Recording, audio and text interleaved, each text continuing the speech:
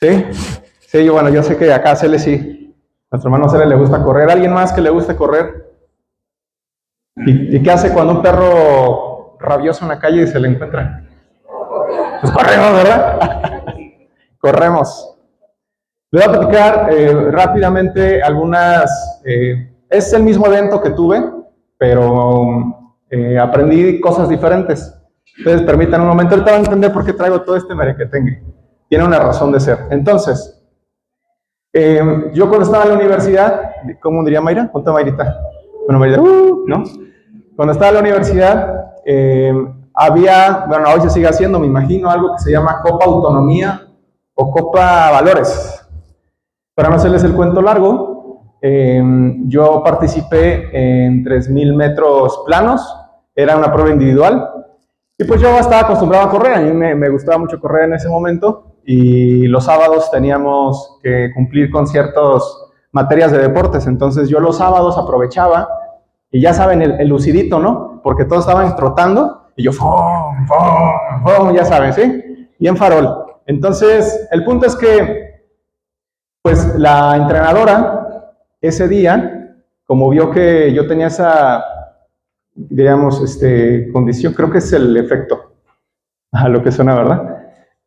Entonces, llega el día de la prueba, me acuerdo que estaba mi papá, estaba mi mamá, estaba mi hermana en las gradas, toda la universidad, al menos los que fueron, entonces imagínense la presión. Uno a esa edad pues quiere pues impresionar a medio mundo, ¿verdad? Entonces pues yo me preparé, calenté y todo, ya saben, estiré. Nos dan el pitido de salida y vámonos. Y entonces Luis Ángel, sin experiencia en correr una carrera de resistencia, diga conmigo, resistencia, pues como si me estuviera persiguiendo un perro. Y entonces rápidamente dejé a los que estaban en primer lugar atrás y yo he hecho la raya. Terminé la primera vuelta, pregúntenme qué pasó. Pregúntenme qué pasó. Pues me quedé, fui el último. Yo estaba muy confiado porque dije, pues ya voy en primer lugar. Pero ¿saben qué? Nunca conté que era una carrera de resistencia. Repita conmigo, resistencia. Resistencia. Entonces, pues perdí, me agüité, la verdad es que sí me desanimé. Yo recuerdo, mi hermana siempre ha sido muy eufórica, no le da pena como gritar y así. Entonces ella estaba, yo traía la mentalidad de Gabaón, ¿no? Entonces me empezó a gritar, venga soldado, pura fibra. Y yo, no, pues cuál, yo ya andaba tronado, por ahí me grabaron, si mal no recuerdo, hay video de yo corriendo, y se ve como antes de llegar a la línea yo aguanté lo más que pude, los demás venían atrás de mí, y llego y ya saben, el último paso así fatal, y los demás me pasaban uno, otro, así hasta que el que estaba hasta el último pasó, y yo, y me llegué así, no pude. Pues la verdad es que me desanimé, terminó la carrera, y dije que estuvo mal. Y empecé yo a tratar de entender qué me había pasado, si yo era el típico que los sábados estaba corre. Bueno, y entonces la entrenadora yo creo que se dio cuenta y me quiso picar en el orgullo. Me dijo, oye Luis Ángel, ¿qué crees? Nos hace falta uno para la prueba de relevos de 800 metros. Son relevos cada 200 metros, es igual plano. Ya están 3 de la facultad de Conta, nos hace falta uno. Y yo sé que tú corres. Y yo, no me acaba de ver mi ridículo. Y ya estaba muy cansado porque sí acabé los 3,000, pero fui el último. Entonces, pues dije, bueno, pero algo pasó, hubo algo diferente porque pues ayer era en equipo, ¿cierto? Teníamos uno de la selección de ahí, o sea, en teoría era mejor que el promedio, y la verdad es que sí. Pero ¿saben qué pasó conmigo? Yo sentí un compromiso diferente. Porque en la primera ocasión, pues yo estaba corriendo para mí, y me confié, la verdad es que me confié y me quise salir todo desesperado y no entendí cuál era la estrategia de una carrera de larga distancia. Y en la segunda ocasión, dije, ok, solamente son 200 metros. Es lo único que tienes que hacer. Yo estaba mentalizado, no puedes fallar. Ya me quemaban las piernas. Entonces me acuerdo que calenté, yo vi la cara de motivación de mis compañeras, y dijimos, tenemos que ganar. Y bueno, pues, ¿no? Y entonces, pues ya arrancan. Yo fui el tercero en que me pasaron ¿cómo se llama? La estafeta. Y entonces, el primero, me puse nervioso, obviamente, ya conmigo, porque en cuanto sale el siguiente, no se le puede caer la estafeta, si se te cae, valió queso. Entonces, yo estaba muy nervioso y se me cae. Entonces, bueno, yo iba así y tienes un tramo para poder pasar estafeta. Si te pasas también, pierdes. Entonces, para mí era demasiada presión, ¿no? Entonces, yo iba corriendo, empecé a correr, me pasan la estafeta, no se me cayó, pero las piernas empezaron a temblar, ya saben, me empezaba a quemar. Pero yo vi a mis compañeros y cómo llegó el otro que dije, no me puedo quedar, no les puedo hacer esto a mis compañeros. Y entonces empecé a correr y me empezó a pasar uno, pero dije, no, mangos, y yo veía al otro que estaba enfrente, el último que iba a correr, que era el de la selección, es el que nos iba a dar el último sprint. Y pues bueno, pues no hacerles el cuento largo, llegué como pude, le entregué la estafeta y se sintió muy diferente a la primera ocasión. ¿Quieren saber qué pasó? Ganamos. Muy bien, muy bien. ¿Por qué le estoy compartiendo esto, familia? En la primera fallé porque yo pensé que era una carrera de velocidad, pero quedamos que es una carrera de resistencia. Y la vida cristiana es una carrera de resistencia, no de velocidad. Muy bien. Ya, listo, esto. Muy bien, ese es el punto de la vida cristiana. Dice la Biblia, y ahorita lo vamos a leer, que la vida cristiana es una carrera de resistencia. Vamos a entender por qué tal vez no dice ahí de resistencia, pero se infiere que está diciendo de resistencia. Ahora, si la vida cristiana es una carrera de resistencia, ¿por qué nos cuesta tanto avanzar? Quiero que imaginemos la escena. Estamos ustedes y yo en nuestro carril asignado, hay una pista, no es en círculo, sino que hay una meta. Esa meta se llama Cristo, ¿cierto? Entonces tenemos el inicio de nuestra vida cristiana y tenemos allá al fondo, la meta es Cristo. Se te asignan tus tenis para correr, tienes todo listo, porque a veces nos quedamos a la mitad, dejamos de avanzar. ¿Qué se les viene a la mente? ¿Qué cosas nos pueden estorbar para ya no seguir corriendo? Orgullo. Muy bien, bastante. Orgullo, muy bien, ya tiene que ver con lo mismo. Cansancio. Podríamos ponernos muy metafóricos, nos falta entrenamiento, o sea, muchas cosas, ¿no? Hay tantas cosas que nos pueden estorbar. A veces llega el padecimiento a nuestras vidas y no, ya, mangos, yo ya no quiero seguir corriendo, es que el cristianismo no, y es que Dios esto, y nos damos por vencidos. Si me pueden acompañar, de favor, a la carta de Hebreos, a los Hebreos, capítulo 12, versículos del 1 al 4. Si la podemos poner en NTV, de favor. Hebreos 12, del 1 al 4. Como quiero hacer algo un poquito diferente, les voy a poner la Biblia dramatizada, ¿vale? Para que vayan escuchando. Aprovechando que yo estoy conectado a la bocina, entonces espero para que lo vaya siguiendo en la pantalla. Entonces, Hebreos 12:1 al 4. ¿Listos? Vamos a hacer una prueba. Perdón, tengo el pad, discúlpenme. Para que vean que los de la alabanza sí tocamos en vivo, Déjenme quitar el pad.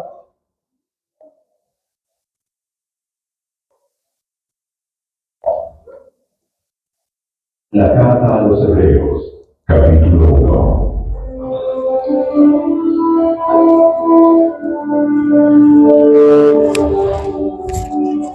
Hace mucho tiempo, Dios habló muchas veces y de diversas maneras a nuestros antepasados por medio de los profetas. Perdónenme. No les puse el 12, ¿verdad? Disculpen, estamos en vivo, estamos en vivo. Muy bien. Ahora sí. Por lo tanto, ya que estamos rodeados por una enorme multitud de testigos de la vida de fe, quitémonos todo peso que nos impida correr, especialmente el pecado que tan fácilmente nos hace tropezar, y corramos con perseverancia la carrera que Dios nos ha puesto por delante. Esto lo hacemos al fijar la mirada en Jesús, el campeón que inicia y perfecciona nuestra fe. Debido al gozo que le esperaba, Jesús soportó la cruz sin importarle la vergüenza que ella representaba. Ahora está sentado en el lugar de honor junto al trono de Dios. Piensen en toda la hostilidad que soportó por parte de pecadores. Así no se cansarán ni se darán por vencidos. Después de todo, Ustedes aún no han dado su vida en la lucha contra el pecado. Muy bien. ¿Les gustó la Biblia dramatizada? Está muy buena. Yo luego voy en el coche y digo, wow, me voy imaginando las escenas y todo. Bueno, hay algunas cosas, se desconoce quién escribe la carta de Hebreos, es anónimo, digamos, el autor. Por ahí algunos apuntan que tal vez Pablo, pues evidentemente sí tiene tantas cartas, pero se desconoce. Entonces vamos a decirlo que sigue siendo una carta inspirada por el Espíritu Santo. No importa quién la haya escrito, al final fue inspirada por el Espíritu Santo. Y aquí fíjense cómo dice en el versículo 1, si me apoyan con el versículo 1, y corramos con perseverancia. En otras versiones dice con paciencia. ¿A todo lo que da?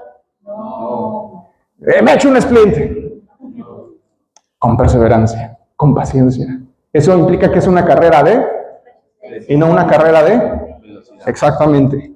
Ahora, yo de aquí, meditando en esta porción de la Escritura, veía 5 aspectos que nos están haciendo no avanzar en nuestra carrera como cristianos. Porque, insisto, cada uno nos fue asignado desde el nacimiento un carril que nos toca correr. Y es una carrera diferente y cada uno lleva su propio ritmo. Lo importante es que sigas corriendo, que no te pares. Entonces, ¿pero por qué nos paramos? Y bueno, entonces, meditando en esto, el Señor me mostraba 5 aspectos que nos están impidiendo continuar nuestra carrera. Vamos a irlos desarrollando uno por uno, se los voy a ir diciendo para que por si gustan apuntarlos en lista y ahorita los vamos a profundizar. El primero es el peso. Diga conmigo, peso. El segundo es el pecado. ¿Cuál es? El pecado. El tercero es motivación incorrecta. ¿Cuál es? Motivación incorrecta. 4, enfoque incorrecto. Muy bien. Y el último es falta de entendimiento de los principios del reino. Falta de entendimiento de los principios del reino. Muy bien. Pues vamos a comenzar con la primera, el peso. Por acá ya el pastor nos dijo, pues, la mochila. Y nos dijo Carlos, el orgullo. El peso simboliza tantas cosas, familia. Porque ustedes creen que yo puedo correr con la completa libertad, eficiencia, eficacia, etcétera, con esta mochila. Y me iba a poner más cosas, ¿verdad? Pero ¿ustedes creen que yo puedo correr trajeado? A menos que sea la gente, sí. A menos que me quiera ver muy... Pero no se puede, ¿verdad? ¿Será posible correr con zapatos? ¿Alguien lo ha intentado? De los hombres que andan por acá. Y es cansado, como que ver los pies, es medio extraño. Entonces, bueno, el peso simboliza tantas cosas. Voy a enlistar algunas y vamos a ir viendo algunos ejemplos en la Escritura. El tema del peso, tan sencillo como lo siguiente. En el versículo 3 o 4 de la carta de Hebreos que acabamos de leer, dice el autor que no nos cansaremos, recuerdan, y no nos daremos por vencidos. Y ahí hay una clave y nos dice cómo. Entonces vamos a aprender hoy cómo. Y el primero de ellos es, el peso nos cansa. Digan conmigo, pues sí, ¿verdad? Obvio, ¿verdad? Obvio dirán los chicos, no sé si digan obvio microbio ya, pero pues obvio, ¿no? Pero pues no es tan obvio, porque a ver, ¿quién ya se cansó de correr la vida cristiana? No, ¿verdad? Puro atleta de alto rendimiento. A ver, voltea a ver a su hermano.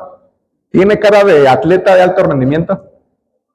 A ver que le haga así, y luego que estire la pierna, ¿no? Muy bien.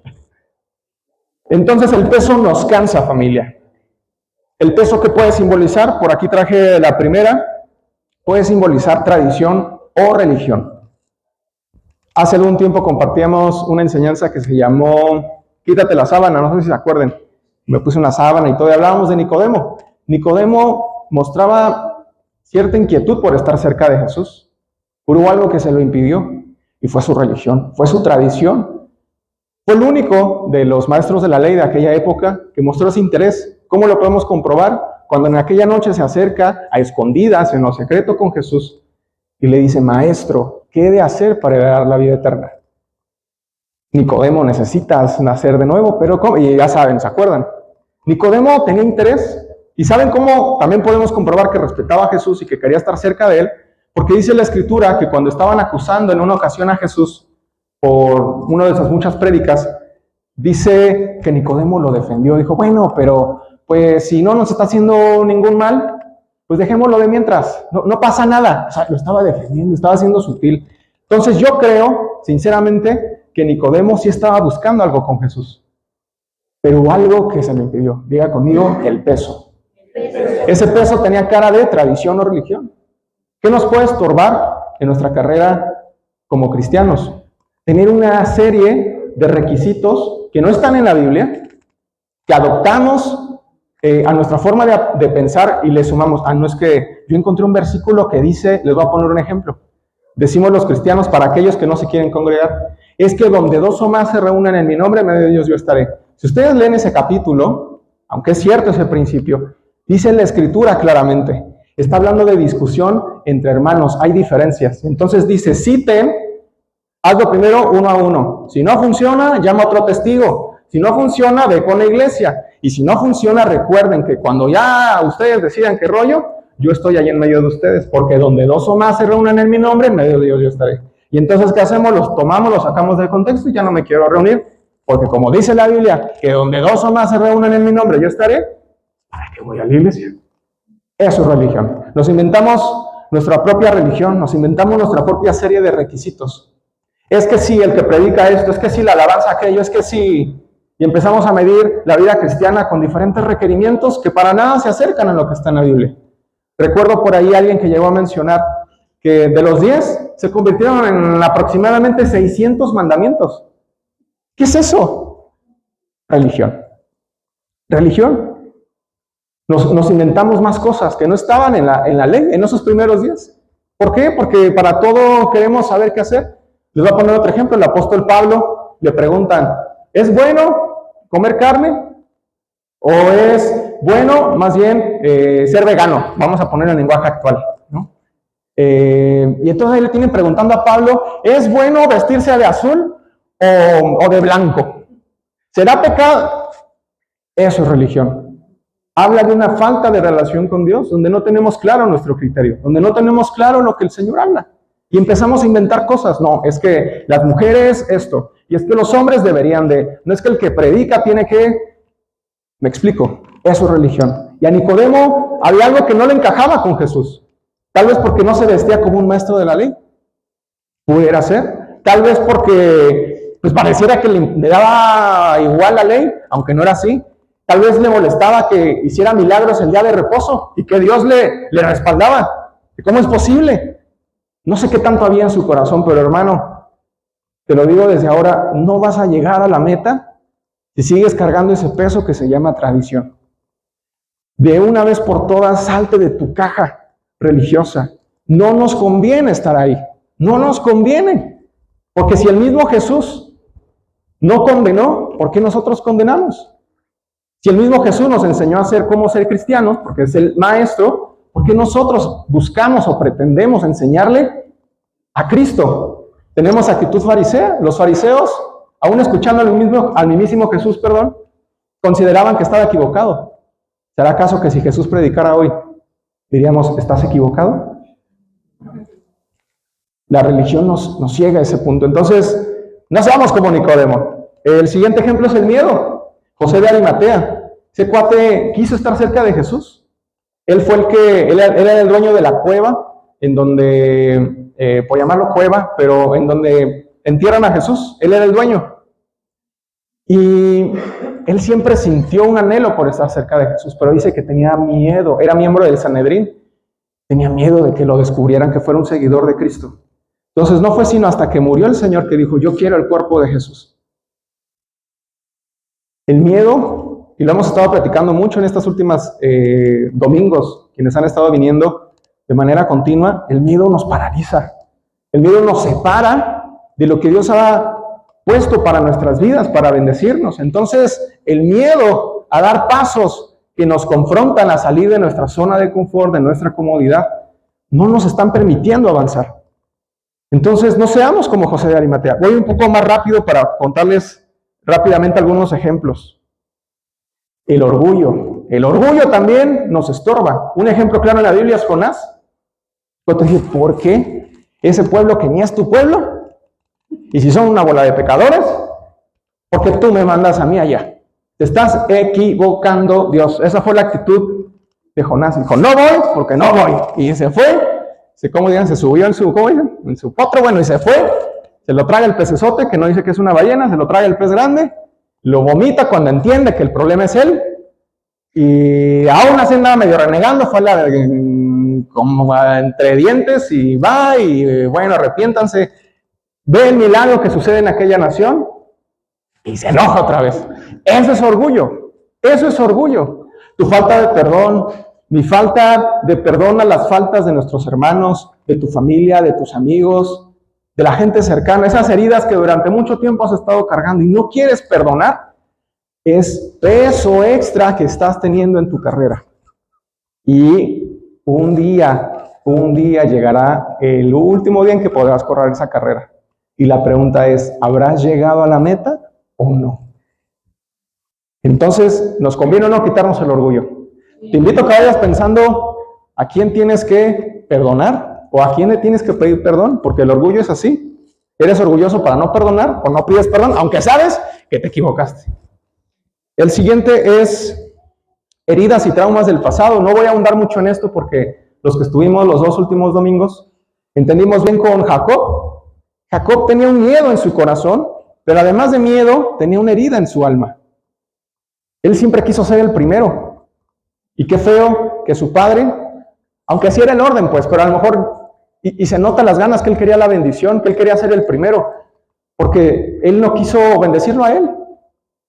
El primogénito era Esaú, no Jacob. Entonces, cuando le hablan a Esaú, yo creo que el corazón de Jacob dijo, ay, pero ¿por qué? Y entonces su mamá se puso pilas y mira, hace esto, aquello. Bueno, al final, ahí está. Pero esa ruptura que hubo entre hermanos lo llevó a estar lejos de Esaú. Y cuando él iba saliendo, nos platicaba nuestro pastor, lo primero que sucede cuando rompes tu limitación es que te vas a enfrentar a la guerra. Vas a tener que enfrentar cuestiones del pasado. Y entonces esos traumas o esas heridas del alma que tenía Jacob con Esaú, las tuvo que enfrentar para poder avanzar. Yo hace tiempo que leí esa parte, ¿cuántos han leído lo que sigue después de esa historia? ¿Sí? ¿Se lo saben o no? Se reencuentran y es maravilloso el reencuentro. Y Esaú, bien buena onda, le dice, pues vete, vámonos juntos, emprendamos juntos el viaje, te pongo, ¿cómo podemos decir? Guardia de seguridad, tú vente. Y Esaú dice, no, es que, no, pues están cansados los chavos, vamos a ir un paso más lento, pero nos vemos allá. Y él va para el otro lado. Y yo decía, mendigo, ¿por qué no perdonó? Si Esaú mostró esa actitud de bondad, ¿por qué Jacob no? Pero ahora con lo que nos compartía nuestro pastor me queda más claro. Porque con el pasado tú no puedes irte. Es borrón y cuenta nueva. Vámonos a lo que está hacia adelante. Ya, haz las paces de una vez con tu pasado, con las heridas, con quien te haya lastimado. Permite que el Espíritu Santo consuele esa área de tu vida, pero a lo que sigue. Porque tú no puedes ir con Esaú cargando en tu espalda. ¿Vas a lograr llegar a la meta? No vas a llegar a ningún lado. Te vas a cansar. Entonces es mejor que lo dejemos por fuera. Ansiedad y depresión, síntomas muy famosos o muy hablados actualmente en la iglesia. Elías, para mí, es un ejemplo de ansiedad y depresión. Cuando él mata a los 400 profetas de Baal, en como reto que hizo con Jezabel. Recuerdan que Jezabel le andaba pidiendo su cabeza y entonces él con miedo huye y se esconde. Y entra en depresión y dice, es que yo soy el único profeta que queda, y es que si tú... Y ahí se queda aislado. Se llena de tanta ansiedad en su vida y tanta depresión, y dice que yo ya no valgo nada. Y una actitud muy similar a la de Job, de pues casi maldigo el día en que nací, y Dios, ¿para qué me llamas como profeta si tú mejor ni los hubiera matado? Eso, mi hermano, es una carga muy pesada que estás llevando sobre tus hombros que no te está dejando correr esa carrera. Entonces, hagamos las paces, pongámoslo delante de Dios. Hoy se trata de que seamos completamente honestos y qué es lo que te está estorbando. Pedro es el perfecto ejemplo de la culpa. Pedro, recuerden que la Biblia, hago un paréntesis, nos dice arrepentimiento, no culpa. La culpa es el sentimiento negativo por haber hecho algo que no es correcto. te remuerde un poquito la conciencia y ya está. Pero el arrepentimiento significa un cambio de 180 grados sobre tu vida. Significa que si vas para la izquierda, vas a la derecha, que si vas con los tacos de Don Juan, ahora vas con los tacos de Don Pedro. ¿Me explico? Eso es arrepentimiento. Pedro sentía culpa en su corazón. ¿Por qué recuerdan que Pedro tuvo ese sentimiento de culpa? ¿Quiénes se acuerdan? ¿Por negar a Jesús una vez? Sí. Diga conmigo, la regó. La regó, ¿no? Se equivocó. Negó 3 veces a Cristo. Y él pensaba que Dios ya se había dado por vencido con él. La culpa lo llenó tanto que ¿qué fue lo inmediato que hizo Pedro cuando Cristo resucitó? Además de que medio se alegró, pero después ¿qué hizo? ¿Se acuerdan? Volvió a lo suyo. Gracias, amigo. Volvió a ir a pescar. Regresó a su vida anterior y dijo, pues, fallé. ¿Con qué cara me voy a presentar delante de Dios si fallé? ¿Con qué cara aquel que dije que iba a dar mi vida por él, que moriría a su lado? Lo negué 3 veces. Me dijeron si yo era como parte de ese grupo de loquitos que seguían a Jesús. Y dije, no, ni idea, ni los topo. Y esa actitud en su corazón es lo que lo tenía taladrándole el pensamiento. Y volvió a lo suyo, volvió a ser pescador. Ahí fue donde Cristo se le apareció y lo escoge como pescador de hombres, como recordarán. Y entonces tuvo que llegar Jesús y restaurar su corazón. Pero la culpa, el que te sientas indigno, el que te sientas sucio delante de Dios, te está impidiendo correr la carrera que Él puso por delante para ti. Y quiero decirte algo para que tengas paz en tu corazón. Él ya sabe que la regaste, Él ya sabe que la regué. No hay pecado que para Él sea tan grande, ni tan oculto, que Él no pueda con su sangre en la cruz del Calvario limpiar. Así que ya deja de flagelarte. Él te ama y Él quiere restaurar tu vida. Así que ese sentimiento de culpa vamos a tomarlo y lo vamos a quitar, lo vamos a poner a un lado.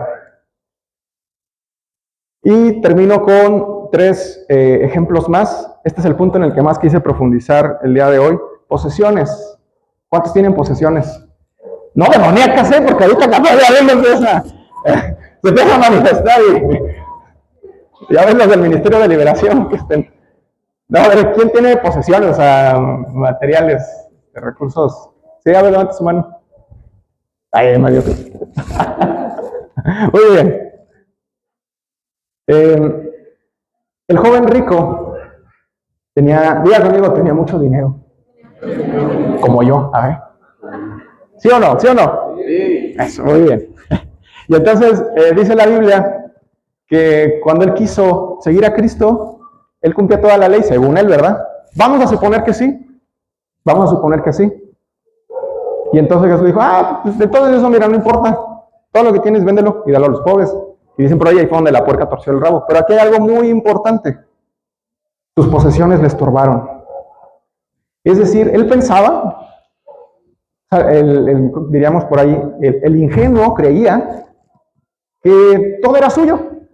¡Qué barbaridad!, ¿verdad? ¿Usted cree que todo lo que tiene es suyo? No, ¿verdad? Porque no somos ingenuos, ¿verdad? Nosotros no creemos que es nuestra casa, nuestro coche, y ya lo hemos estado platicando. Por cierto, gracias a Dios porque Dios fue confirmando a lo largo de la semana la palabra. Entonces, las posesiones. ¿Sabes qué pasa? Que estamos tan empeñados en una casa más grande, en un coche más nuevo, que te olvidas de correr tu carrera. Porque piensas que la vida cristiana se mide en posesiones. ¡Qué peligro, ¡Qué peligro! Y se mete en las iglesias. Pensamos que progresar significa tener casa propia. O sea, aquel que rentaba casa, ahora tiene casa propia. Pero la debes. ¡Ay! ¿Quién dijo eso? ¿Quieres un coche más nuevo? Lo sacas a crédito. ¿Qué? ¡Ay! ¿Quién dijo eso? Ustedes creen, la Biblia es clara, nada de deudas, punto. Y te endeudas. Estás progresando, yo diría que estás retrocediendo, maestro, porque no funciona así. Dios te va a dar la capacidad de adquirir lo que vayas a adquirir en el momento en el que tengas que adquirirlo y ya está. Y si es su voluntad, porque los recursos llegan conmigo. ¿Mi cuenta bancaria? ¿Con mis millones de pesos? Díganlo con confianza. No es mía. El titular dice Dios. Chin. Le gusta a quien le guste. Y entonces, ¿por qué compramos cosas sin consultar a Dios? Porque nos sentimos dueños, ¿verdad? Entonces digo, puedo comprar un coche, voy a comprar una casa, voy a comprar otra ropa, voy a comprar otro celular. Porque yo no le voy a pedir permiso a Dios porque Él me ha dado provisión. Changos, eso no es el mayordomo. Eso es sentirte dueño del dinero que tú tienes ahí. Ahora, yo no estoy diciendo que no hagamos eso. Lo único que estoy diciendo es, eso se interpone en muchas ocasiones. Porque entonces, ¿para qué trabajas? Seamos honestos, la mayor parte de tu tiempo, ¿en qué la usas? En trabajar. Los chicos están yendo a la escuela para que en un momento, eso que se llamaba escuela, le vamos a quitar la etiquetita así, le vamos a pegar acá, trabajo. O sea, es lo mismo, toda la vida hasta tus 65 años, según la ley de pensiones en México. Si te va bien, para que tengas tu afore, y esa es la vida cristiana, ¿verdad? No, ¿verdad? Entonces, no podemos decir que no es lo más importante en nuestras vidas. Seamos honestos, el trabajo representa una de las cosas más importantes en nuestra vida. Y trabajamos para tener dinero. Y queremos tener dinero para comprarnos nuestros churros, diría un maestro ahí en la universidad. Para tener otro coche, otra ropa, otro reloj, otro lo que sea. ¿O para qué tú quieres dinero? A Dios le pagaste por acá. Así mero. ¿Cuántos nos llega dinero y decimos, Dios, qué quieres hacer con este recurso que tú me diste? Entonces, ya nos cayó para, como que la tele que vi allá de 60 pulgadas. Les voy a decir algo, mi esposa y yo tenemos la misma pantallita como de, ¿qué es? 35 pulgadas, tenemos una y otra, ninguna la compramos nosotros para acabar pronto. De rifas del trabajo y una fue regalo de mi papá que se encuentra acá. 35, el otro creo que es de 40. Entonces no creen que cuando yo voy al Sam's o al Walmart o a la Horrena, donde sea, uno ve las pantallas, está bien, aquí viene mi Netflix. Pero si ya sabes que las series te están apartando de orar, te están apartando de leer la Biblia, ¿para qué quieres una pantalla más grande? De verdad, con esos 12,000 pesos que tienes en la mano, tú fuiste conmigo y dijiste, Dios, ¿quieres que me compre una pantalla? Sí, hijo, órale pues. Pues no, ¿verdad? Yo no estoy diciendo, tal vez sí, o sea, yo no estoy diciendo que sea malo, no me malentiendan. Lo único que estoy tratando de sembrarte en tu corazón es que nada es de nosotros. Y si tenemos la verdadera actitud de mayordomos, preguntamos todo a Dios, con los recursos que Él nos ha dado. ¿Sí? ¿Se entendió? Muy bien. Perdóname, pero el no quedan para mí es también la pedrada. Así, la sentí muy... y acabo rápido con los otros dos. Marta, la pobrecita, el afán. Nos llenamos de cosas, ¿verdad? La pobrecita Marta quería estar con Jesús, pero había algo que le impedía estar con Jesús. Sus muchas ocupaciones, su tanta actividad, su productividad, el querer hacer tanto en la iglesia, eso no es a lo que Dios nos ha llamado. Él nos ha llamado a trabajar para su obra y ya está. Lo demás es afán. Porque no tenemos que preocuparnos. Él tiene control de todo lo que pasa en nuestras vidas y Él ha prometido que Él va a proveer para nuestras necesidades. Aquel que busca primero el reino de Dios y su justicia, todo lo demás viene por añadidura. Y en ese caso, el contexto sí habla de nuestras necesidades. ¿Qué vas a vestir? ¿Qué vas a comer? Si las aves del cielo no trabajan y Dios las alimenta, si las flores Dios las viste y aún Salomón con toda su gloria jamás se podrá vestir como una de ellas, ¿por qué te preocupas? Pero vayan conmigo, no, yo sí me preocupo. Díganlo, les da pena, ¿verdad? Muy bien. Y al último, presión social. ¿Alguien se ha sentido presionado en la iglesia? Qué sabios son, ¿eh? Nadie levantó la mano. ¿Alguien se ha sentido presionado fuera de la iglesia? Me refiero a que has tomado decisiones por presión social. Es que el hermano ya sacó su casa. Pues yo también. Y aunque no tienes ni un quinto, tienes 5,000 deudas, te vuelves a endeudar. Porque ¿cómo te vas a quedar atrás con los hermanos? Eso no es progreso. Es presión social en la iglesia. ¿Sí? Tú ves a tus compañeros del trabajo y a lo mejor pues todos ya traen una mejor ropa. No, pues yo siempre voy con mi mismo pantaloncito y una camisita. No, voy a comprar otra. No pasa nada que la saque en Coppel a 15 pagos. Que lo que traigo lo debo. Híjole, es que eso está grueso, ¿eh? A ver, les voy a decir algo, te quedas sin chamba. Yo sé que Dios eso no lo estoy diciendo para nadie. Tu super riqueza que tienes en el banco, un hacker súper bueno te roba el dinero. O sea, no tienes nada, pues. Y tienes tu deuda con el Coppel, tienes la deuda del coche, tienes la deuda de la casa. ¿Tienes para pagar? Dios ¿Puede hacer un milagro financiero? ¿Quién tuvo la culpa? Entonces es bueno que yo vaya y diga, Dios, ayúdame. Pues no, porque el que metió la pata eres tú. Lo que siembras cosechas, ya está. No fuiste claro, no obedeciste un principio de la Biblia. ¿Me explico? Entonces, no hagamos cosas por presión social. Tiene que nacer del corazón y Dios pone tanto el querer como el hacer. Él es el que te va a motivar qué paso sigue en tu vida. Porque capaz que aquí algunos estamos muy entusiasmados de poner un negocio a lo mejor. Y está bien, pero Dios aquí específicamente te dijo, abre un negocio. Si es así, dale, vuela la hilacha. Pero si no es así, sigue siendo un trabajador excelente que dé testimonio en su trabajo.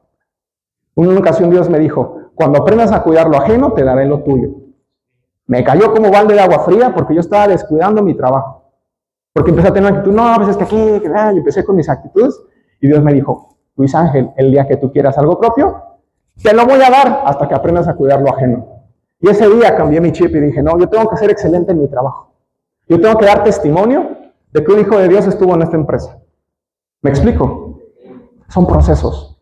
Pero porque cada uno está corriendo su propia carrera, no puedes voltear a ver a los otros carriles sintiéndote presionado. Cada uno lleva su ritmo, así que hágale así. Sí, ya entendí. A ver, ya entendí. Ya me voy a calmar. A ver. Muy bien, muy bien. Les voy a compartir una pequeña historia que tal vez va a ilustrar un poco mejor esta idea. Es el perro y el lobo. Así la encontré, pues así es. Yo no puse el nombre, se los voy a platicar de manera muy simple. Cierto día llega un lobo, se acerca con un perro, él es del bosque, hay una cabaña en el bosque, y pues ve las luces, siente curiosidad, se acerca, y el lobo ya tenía varios días que no había comido, pero hágale así. Olía una carnita asada, ¿sí? Y entonces dice que llega a la cabaña y le recibe un perro. Dice, hola, ¿qué tal? Yo soy un perro. Y ya el lobo, yo soy un lobo. Y entonces empiezan a mirarse mutuamente, empiezan a notar ciertas diferencias físicas, pero hasta ahí. Y entonces el lobo le dice, oye, ¿no habrá comida ahí? Huelo, hágale así, carne asada. Dale. Ya se le antojó, ¿verdad? Y entonces, o unos taquitos, pues lo que usted se le antoje. Y dice la Biblia, dice la historia, que el perrito, bueno, el lobo le preguntó, bueno, ¿me das? ¿O qué hay que hacer para tener comida así? Déjame te explico, ¿no? Y entonces empieza el perro a decirle, pues es que yo vivo aquí adentro, ¿ves esto? Se llama collar, y pues me amarran de 9 a 6, de lunes a viernes, prestación, no es cierto, y entonces tengo un collar, esto significa protección, que le pertenezco a mis amos, y pues yo me la paso aquí en la casa, y a veces en la noche cuando llegan, pues me sacan tantito al patio, y pues yo soy feliz, me quitan la correa, y pues corro, y a veces me sacan a pasear, y a cambio, me dan de comer. Y entonces dice la historia que el lobo se queda pensando, se llena de tristeza, pero al mismo tiempo se llena de vigor. Dice, muchas gracias por la información. Prefiero seguir teniendo mi libertad. Y dice que el lobo se regresa y se va al bosque, sabiendo que a ver ese lobo iba a pasar hambre o no. Pero adivinen quién está en el bosque. Yo espero que se emocionen, ¿eh? Adivinen quién está en el bosque.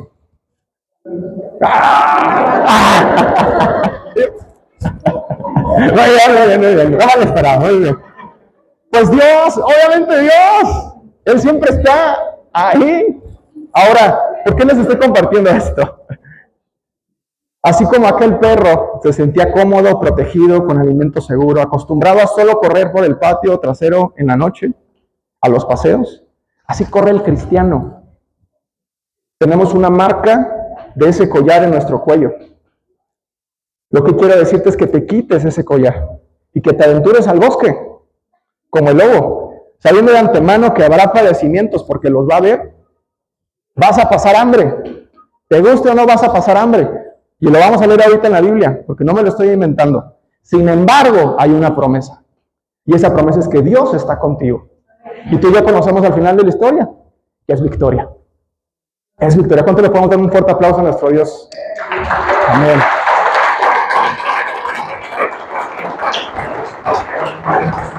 Dice en Filipenses 4:12, que también lo hemos, el 13, que es el que nos sabemos todos de memoria. A ver, vamos, 1, 2, 3. Todo lo que... No, les digo que, muy bien, muy bien. Yo les digo allá en la sala de carrera y digo, son brillantes, son brillantes. Muy bien. Entonces, el 12 no lo queremos saltar. Vamos a ir al 12, Filipenses 4:12, para que entendamos el contexto en el cual Pablo dice, todo lo puede en Cristo que me fortalece. Sé vivir. ¡Ay, ay, ay! A ver, léalo, yo lo escucho.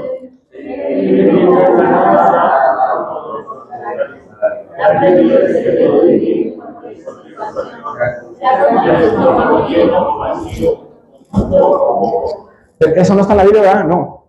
¿Lo podemos? ¿Qué versión? Ahí está, familia. Ahí está. Pero el que prometió también él hará. Pero ahí dice, es clara la escritura. Sé vivir con casi nada. ¿Sabemos vivir con casi nada? Y mi cochecito. Y mi casita.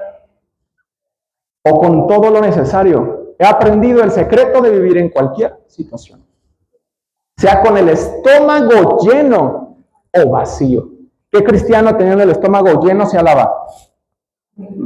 ¿Cuántos sí desayunaron hoy? Con razón no se me vaya a dormir, ¿eh? O vacío. ¿Cuántos cristianos permanecemos aunque el estómago nos haga?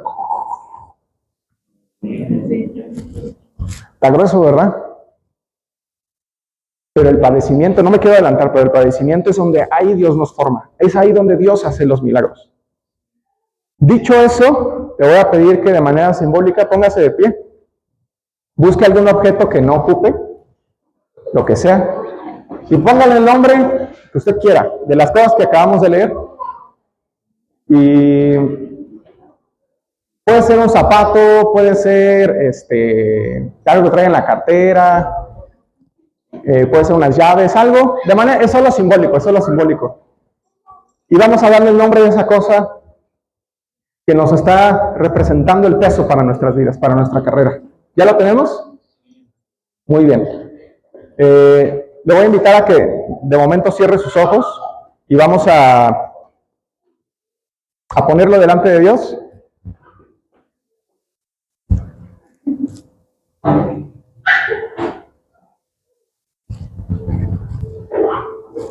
Muy bien, vamos a ponerlo delante de Dios. Usted sabe lo que tiene que dejar hoy, ese peso que ha sido cansado para usted. Entonces, usted ora ahí en su lugar.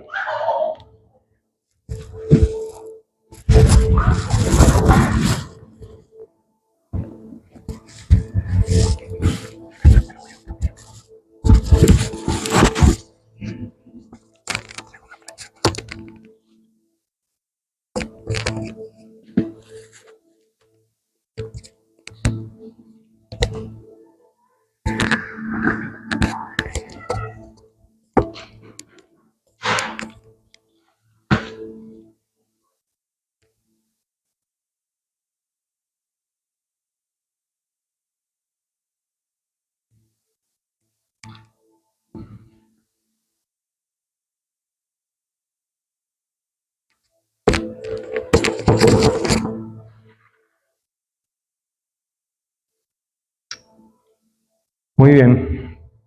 Para abrir sus ojos, puede sentarse.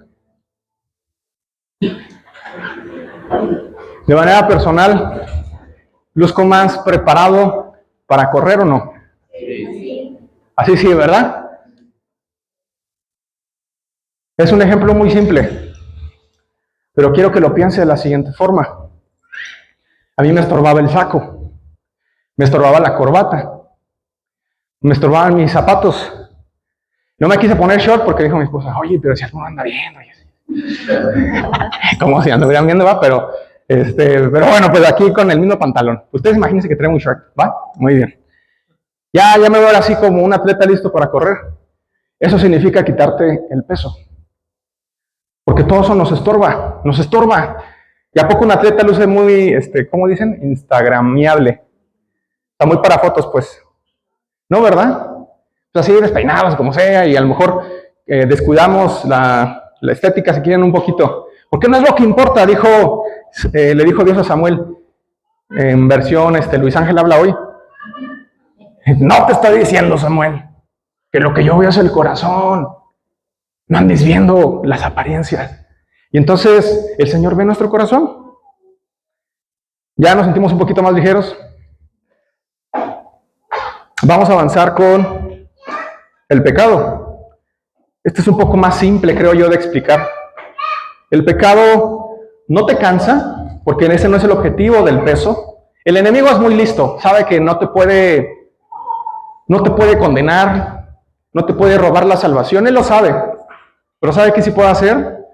Quitarte el gozo de la salvación. Por eso el rey David en el Salmo 51 dice, Señor, devuélveme el gozo de tu salvación. No es que hubiera perdido la salvación, es que ya no estaba gozoso por la salvación que había tenido. Entonces el enemigo es tan sutil que te añade peso.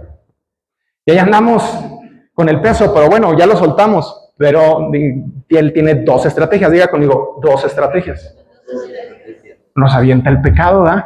Nos tienta para caer en pecado. Entonces, el pecado no nos cansa, pero, repita conmigo, nos hace tropezar. Es decir, nos hace darnos por vencidos. Porque aquel que se cansa, bueno, a lo mejor se sienta tantito, en lo que recupero aliento, y ya cuando recuperes, pues le da. Pero cuando te tropiezas, pues no sirvo para correr. No, pues ya mejorámonos, ¿no? Y te levantas, agarras tus cosas y abandonas la carrera. Eso es lo que está buscando el enemigo con el pecado. Y quisiera compartirte esto a través de una, se llama dialéctica. Ahorita lo vamos a entender un poco mejor. Cuando estaba en la preparatoria, Mayrita, muy bien, gracias. Los efectos especiales, ¿verdad? A ver, cuando estaba en la preparatoria, oiga, nomás era Mayrita y... Muy bien, entonces, cuando yo estaba en la prepa, teníamos una materia de filosofía. Y mi profesor me dijo, Luis Ángel, yo sé que tú eres creyente.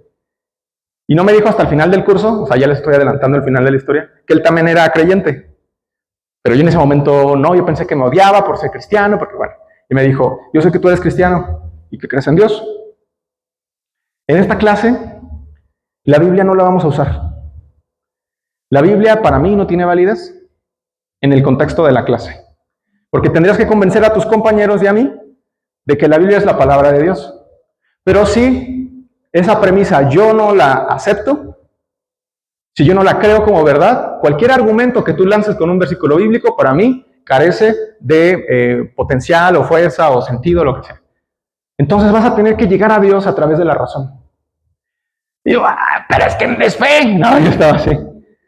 Y le doy gracias a Dios por la vida de ese maestro, porque me enseñó a dar razones de mi fe. Y Pedro lo dice, que estemos siempre con una respuesta que dar a aquellos que pidan argumento, que pidan explicaciones, razones de tu fe. Tenemos que estar preparados, dice el apóstol Pedro. Pero bueno, en esa clase de filosofía hubo dentro de las clases había una alegoría muy interesante y llegamos al tema o uno de los filósofos que estábamos estudiando era Hegel, creo que se pronuncia. Y me llamó mucho la atención porque nos compartió lo que se llama la dialéctica del amo y del esclavo. Básicamente lo que nos dice esta dialéctica entre el amo y el esclavo es que el amo cree que es dueño de todo, busca el placer y la comodidad absoluta, delegando el esfuerzo. O sea, delegándoselo a alguien más, que alguien más lo haga por él, el esfuerzo. Sin embargo, con el tiempo, se vuelve tan dependiente de sus comodidades que termina siendo esclavo de sus propios siervos. El pecado opera igual. Te hace creer que tú y yo somos amos. Porque el pecado lo que busca es de que tú sientas que tienes poder de controlar un vicio, una adicción. El pecado hace que tú quieras tomar las riendas de tu propia vida y tomar tus propias decisiones sin consultar a Dios. El pecado te hace ser tu propio Dios. Hace que construyas alrededor de tu vida una vida cómoda. Ahora, diría yo, ¿la vida cómoda es pecado? Dependerá. Pero sí te puedo decir algo con certeza, es peligrosa. La comodidad es peligrosa. En cualquier contexto es peligrosa. Porque jamás vas a descubrir lo que Dios ha preparado para ti. Y aquel que acomoda su vida para sentirse satisfecho, para sentirse pleno, pero con algo que no es Dios, empieza a ocurrir algo. Y es que al paso del tiempo, te vas olvidando de Dios. Dios ya no es tan importante.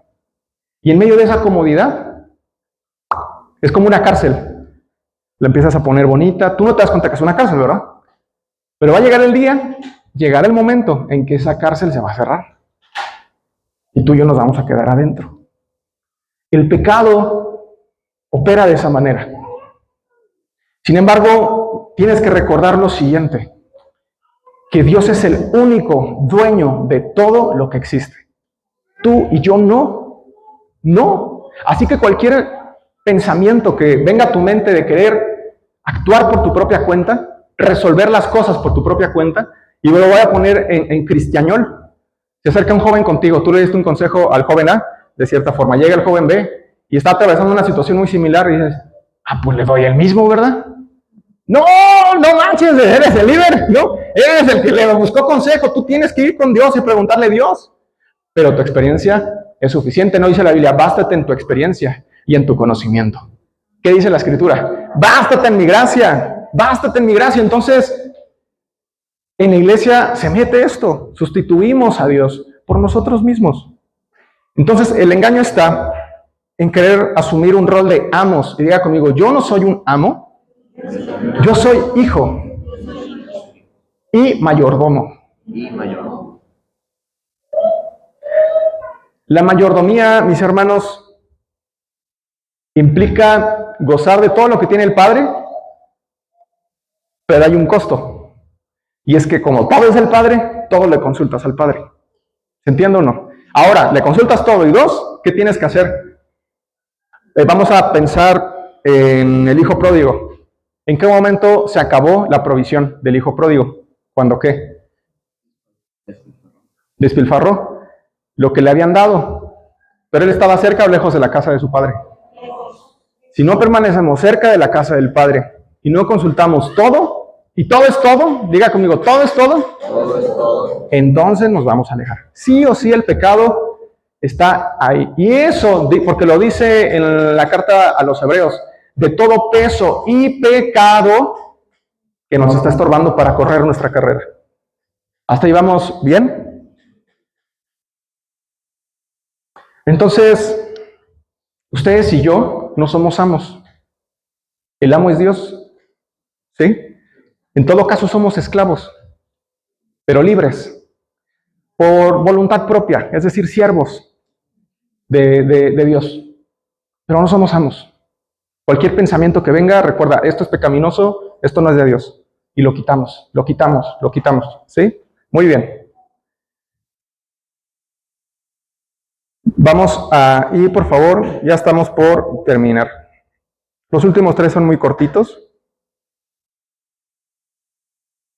Si me pueden acompañar a el Evangelio de Lucas, capítulo 23, Lucas 23, del 34 al 43.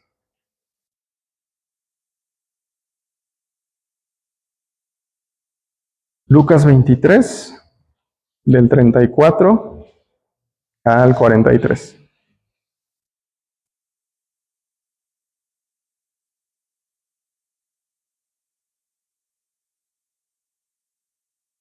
Esta es la primera parte de la enseñanza, es lo que nos corresponde un tanto a nosotros, es lo que estamos cargando, pero hay otras cosas que también nos están impidiendo correr la carrera. Y el autor de Hebreos nos empieza a dar ejemplos con Jesús, así que ¿quién mejor que el maestro corriendo su carrera nos puede enseñar cómo correr nuestra carrera y en dónde está nuestro error? Así como yo me di cuenta que estaba equivocado al querer correr los 3,000 metros, hecho la raya, ¿verdad? Es lo mismo. Entonces, se los voy a poner con la audiobiblia. Que digan, ya me cansó que hable Luis nada más. A ver, dígale, ¿no? Le da pena, te dígame. A ver, 23, 30 y... tenemos un problema. Yo no puedo ponerlo así. Lo vamos a tener que leer así, perdónenme. ¿O quieren que leamos todo Lucas 23? Sí, pues lo ponemos todo.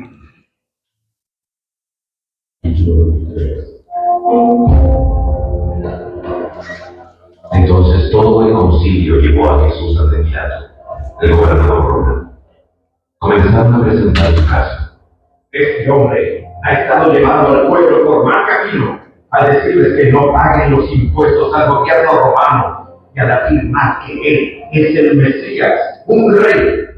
Entonces Pilato le preguntó: ¿eres tú el rey de los judíos? Jesús contestó: tú lo has dicho.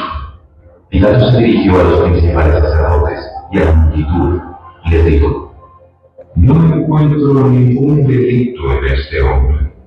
Pero insistía: con sus enseñanzas causa disturbios por donde va, en toda Judea, desde Galilea hasta Jerusalén. ¿Es Galileo? Cuando le dijeron que sí, Pilato lo mandó a Herodes Antipas, porque Galilea estaba bajo la jurisdicción de Herodes, y dio la casualidad de que se encontraba en Jerusalén en ese momento. Herodes se alegró mucho por la oportunidad de ver a Jesús, porque había oído hablar de él, y hacía tiempo que quería verlo realizar un milagro. Herodes le hizo una pregunta tras otra, pero Jesús se negó a contestar. Mientras tanto, los principales sacerdotes y los maestros de la ley religiosa se quedaron allí, gritando sus acusaciones. Entonces Herodes y sus soldados comenzaron a burlarse de Jesús y a ridiculizarlo. Finalmente lo pusieron en un lugar y lo tenían de responsabilidad. Herodes y Pilato, quienes habían sido enemigos anteriormente, ese día se hicieron amigos. Entonces Pilato llamó a los principales sacerdotes y a los otros líderes religiosos, junto con el pueblo, y anunció su veredicto. Me trajeron a este hombre porque lo acusan de encabezar una revuelta. Detenidamente lo he examinado al respecto en presencia de ustedes y lo encuentro inocente. Herodes llegó a la misma conclusión y me lo derrotó. Este hombre no ha hecho nada que merezca la pena de muerte. Así que lo haré soltar y luego lo pondré en libertad. Pero cuando el pregunto surgió de la multitud y una voz le gritó: Barrabás está en prisión por haber participado en un levantamiento contra el gobierno de Jerusalén y por asesinato. Pilato discutió con ellos porque quería poner en libertad a Jesús, pero la multitud seguía gritando: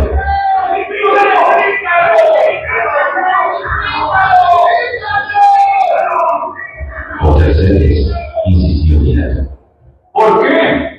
¿Qué crimen ha cometido? No encuentro ninguna razón para condenarlo a muerte.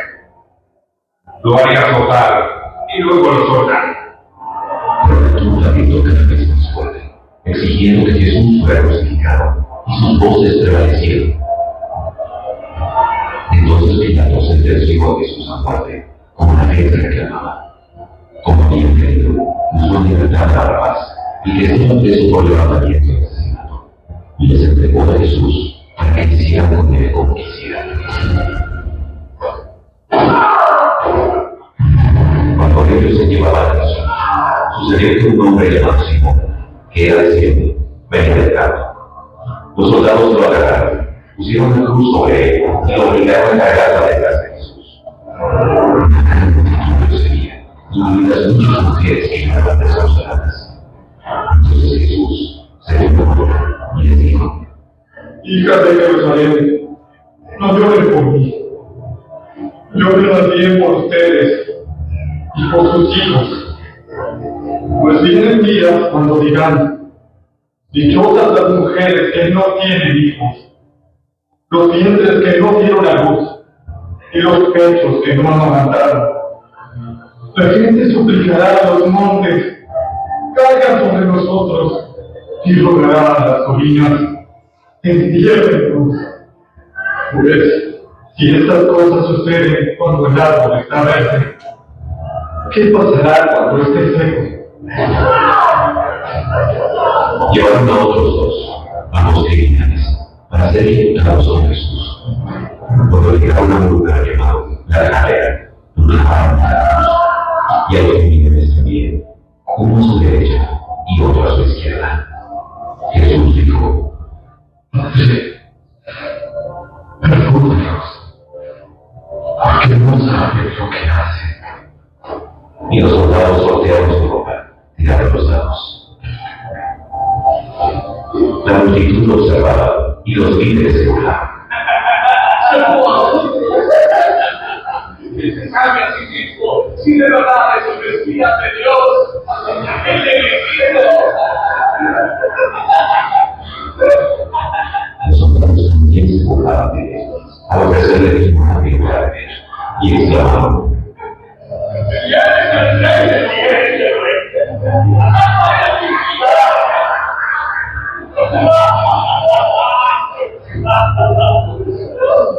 encima de su cabeza colocaron un letrero que decía: "Este es el rey de los judíos". Uno de los criminales colgados junto a él se burló: ¡El Mesías!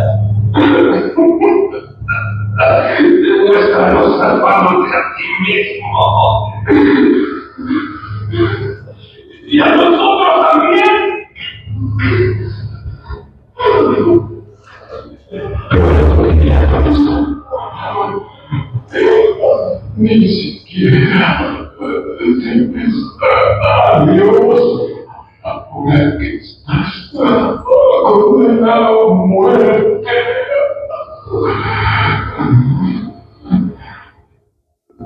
Nosotros merecemos morir por nuestros crímenes.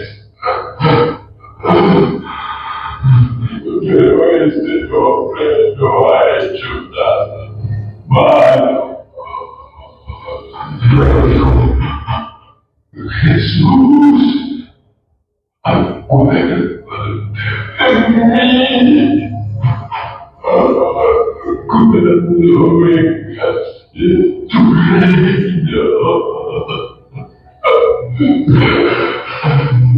"Te aseguro Que hoy estarás conmigo en el paraíso. ya era alrededor del mediodía, y la tierra se llenó de oscuridad hasta las 3 de la tarde.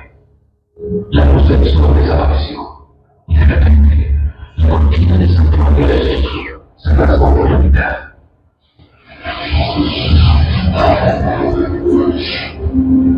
Después Jesús gritó: Padre, te encomiendo mi espíritu en tus manos. y con esas palabras dio su último suspiro.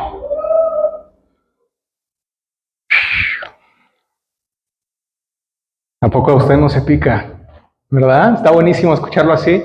Se lo recomiendo como motiva a quien le cueste un poquito leer. Pero bueno, es fascinante escucharlo así porque te toca aún más profundo el corazón, ¿no? La mente, te empiezas a imaginar todo, es increíble, en el buen sentido de asombroso, pues, ¿no? Hay algo aquí que me llama mucho la atención y con quien quería hacer el énfasis es con... La Biblia nunca dice los nombres de estos dos criminales, ¿se dan cuenta? Entonces dígale, si no dice el nombre, diga conmigo, si no dice el nombre, soy yo. ¿Quién? ¿Cómo? ¿No? Sí, somos usted y yo. Pero tenemos dos opciones. En la tradición católica, y vamos a tomarlos un poquito para que sea un poquito pues más entendible, no llamamos el fulano 1 y el fulano 2. El que se burló de Cristo, en la tradición católica lo llaman gestas. Y el que, digamos que tuvo una actitud de arrepentimiento como la segunda persona es Dimas. Entonces, para efectos prácticos le vamos a decir Dimas, ¿sí? Si les parece bien. Pero usted recuerde que es usted y yo. Hay algo que llama mi atención de Gestas, y es que Gestas al inicio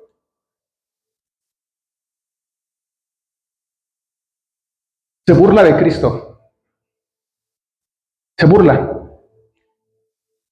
Y Dimas nunca se burló. Él entendió que él estaba clavado en esa cruz por sus crímenes.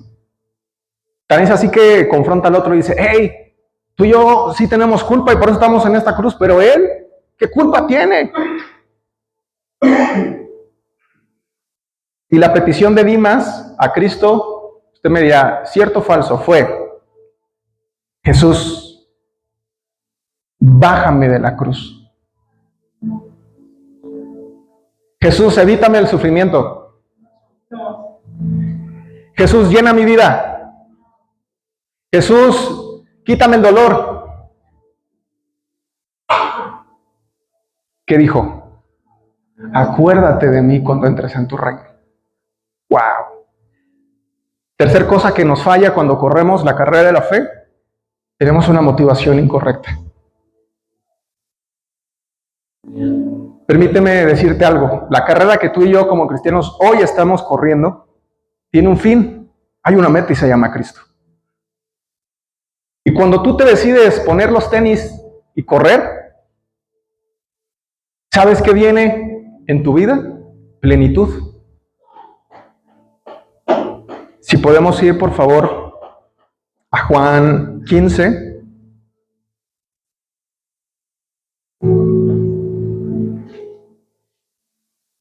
Podemos ir todos los demás a Juan 15. Mientras, si podemos nosotros poner Hebreos 12. Los demás vayan colocando en sus Biblias Juan 15, por favor. Y en la proyección ponemos, vamos a poner el siguiente, por favor. 2. Ahí está, perfecto. Quiero que vean dónde está la motivación de Jesús. Porque acabamos de leer el momento en el que nuestro Señor dio su vida por ti y por mí. Qué fuerte la escena. Habrá sido unos gritos más fuertes, más desgarradores. Dice, debido al gozo que le esperaba. Jesús soportó la cruz, sin importarle la vergüenza que ésta representaba. Debido al gozo que le esperaba. Mi hermano, mi hermana, nos espera un gozo en el cielo. Así que hay que correr. Esa debe ser tu motivación. Nos espera el gozo. Nos espera el gozo. Y permíteme decirte algo, a lo mejor una palabra más actual. El gozo, vamos a decirlo así, es igual a plenitud. ¿Estás buscando una vida plena, una vida en la que te sientas lleno, satisfecho? Porque no se trata de que tengas más, sino que le des gracias a Dios por lo que Él te ha dado, con lo que tienes. Con lo que tienes, de eso se trata, de ser pleno. Ahí se encuentra la plenitud, encontrar la plenitud con lo único que necesita nuestra alma y su nombre es Cristo. Eso es lo único que necesitamos.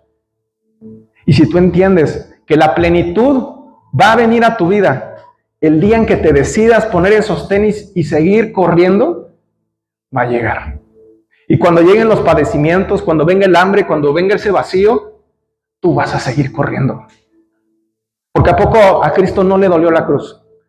Porque ¿a poco a Cristo los tantos latigazos que le dieron en su espalda, que le dejaron ver los músculos, sus huesos, ¿a poco tú no crees que eso le dolió?